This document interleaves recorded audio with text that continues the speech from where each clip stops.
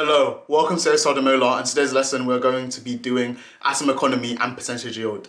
Really important topic in terms of building your foundations in chemistry. So no time to waste, let's get into it. Okay, so we're going to kick it off with percentage yield. Now, in any chemical reaction that we're talking about, it's very unlikely that you're going to get 100% yield. Not all of the reactant molecules that we have are going to end up being products. Yeah, they won't get fully converted into the products. So percentage yield is a concept that the proportion of the product that's actually obtained compared to the maximum theoretical yield. And if we show you the equation here in blue, percentage yield is equal to the actual yield divided by the theoretical yield multiplied by 100. Yeah. So your actual yield, the mass of the product that was obtained experimentally. So this is when you did the experiment, you measured it out. This is how much we had left. Whereas your theoretical yield is going to be the mass of product that you expected to make. So you used your balanced chemical equation. You did all the moles, the molar mass, the mass calculations, and this is what you expected to make. Yeah. Now, really important for exams, reasons why percentage yield is rarely ever 100%. A lot of the times the reaction might be incomplete. So especially when we get later into chemistry like equilibrium and stuff like that, a lot of reactions are reversible. So if a reaction is reversible where the products can go back to the reactants, it's very unlikely that you're going to get a good yield from that. Yeah. Also, side reactions can occur. Sometimes one of your products can then go and react with something else, or a reactant can react with something else in the atmosphere maybe. That can mean that you're forming products that you don't want to form, right? That's another reason why percentage yield won't be 100%. Also, loss of product. If your separation technique isn't great, or obviously even if it's a good separation technique, there might be some residue, some product that's not taken up. So that can also make you to lose product. As well as in purification processes, you can lose a bit of the product, which is going to affect your yield. Okay, so when we're dealing with questions like this, you're making your buck from the calculations, 9 times out of 10. So let's go through an example of a percentage yield question. So we've got 25 grams of calcium carbonate reacting with 25 grams of hydrochloric acid. We've written the equation out, CaCO3 plus 2HCl goes to CaCl2 plus H2O plus CO2. Cool. Calculate the theoretical mass of carbon dioxide produced if only 8.5 grams of carbon dioxide is collected. Calculate the percentage yield. And then you've got your MR values down. Now, step 1, find the limiting reactant. We cannot find your theoretical yield if we don't know what the limiting reactant is. And if we define a limiting reactant, it's the reactant that we have less of. So when this reactant gets used up, the reaction can no longer continue. That's essentially what we're talking about when we have a limiting reactant. How do you do that? So we know the ratio between CaCO3, apologies for that. We know the ratio between CaCO3 to HCl, your reactants, is 1:2. Yeah. So we're going to find out the moles of both of them. So if we start with CaCO3, we're going to find the moles of CaCO3. And to do that, we're going to do the 25 divided by the MR, which got given in the question. That's 100.1. Now, do that calculation. Approximately, you're going to get this. Okay, that's fine. Now, how about we do the same thing for HCl? So HCl, we're going to do 25 grams divided by the MR, which is 36.5. And we're going to get 0.685 moles on about. Yeah? Let's make this through. I think this CaCO3 looks nicer. So if you do 0.25, remember our ratio, times it by 2, you're going to get 0.5. So as we can see here, and that's in line with our ratio, if we have 0.25 moles of calcium carbonate, that needs to react with 2 times the amount, so 0.5 moles of hydrochloric acid. So we can see that 0.685 is greater than 0.5. Yeah? No matter which way we slice it, that's the truth. Hence, CaCO3 must be limiting reactant. That must be the limiting reactant. Cool. I hope that made sense. Now we worked that out, we can then find the theoretical yield of carbon dioxide. Let's look at our equation again. The ratio between calcium carbonate, let's highlight them. The ratio between calcium carbonate to carbon dioxide is 1:1. Yeah? So, if the ratio between CaCO3 to carbon dioxide is 1:1, then that means that 0.25 moles of calcium carbonate forms 0.25 moles of carbon dioxide. So let's find what the theoretical mass is. Remember, moles multiplied by molar mass is going to equal to the mass. So if we do 0.25 multiplied by the m of carbon dioxide, which we got given as 44, we're going to get 11 grams. Yeah? And then simple, put it back into the formula we mentioned before, where your actual yield divided by the theoretical yield multiplied by 100 is the percentage yield. So 8.5 over 11 multiplied by 100 gives us an answer of 77.3% as your yield. Do you mind if you need another explanation of that? But that is how we do that calculation. Okay, and the second concept we wanted to talk about today was atom economy. So atom economy is the proportion of reactant atoms that form the desired product. I've realized that sounds a bit confusing, so I'm gonna just write it out. Say if you have A plus B goes to C plus D, and say we only wanted to find C. We wanted to make C, yeah?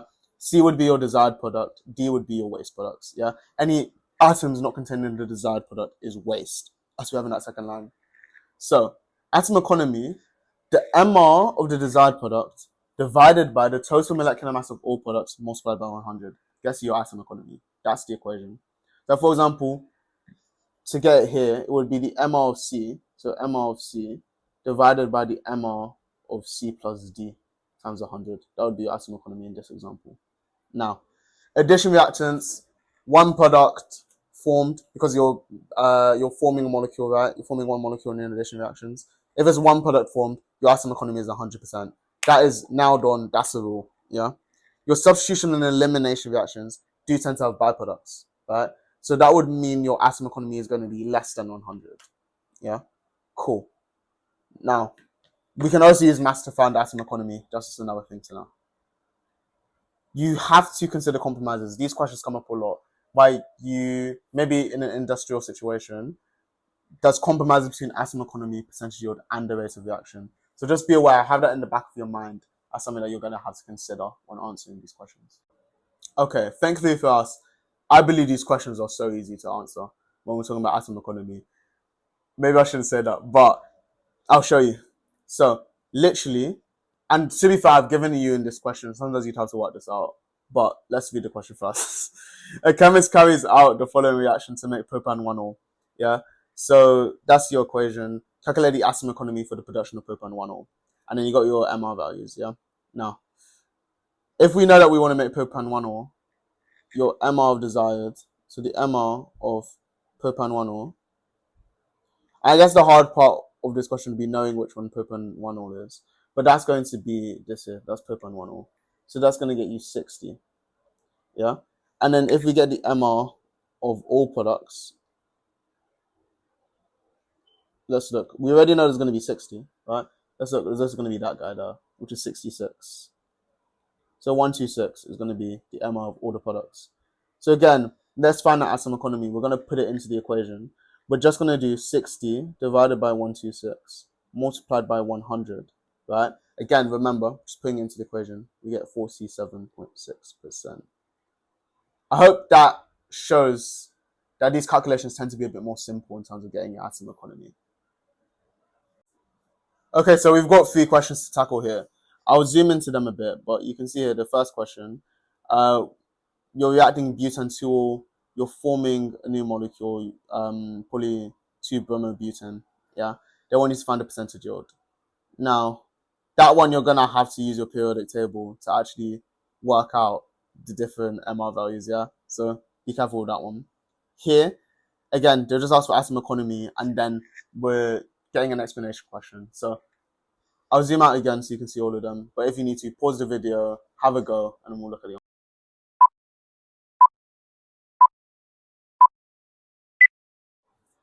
And here are your answers. So, as it shows there, 67.4%, you get all 3 marks, yeah?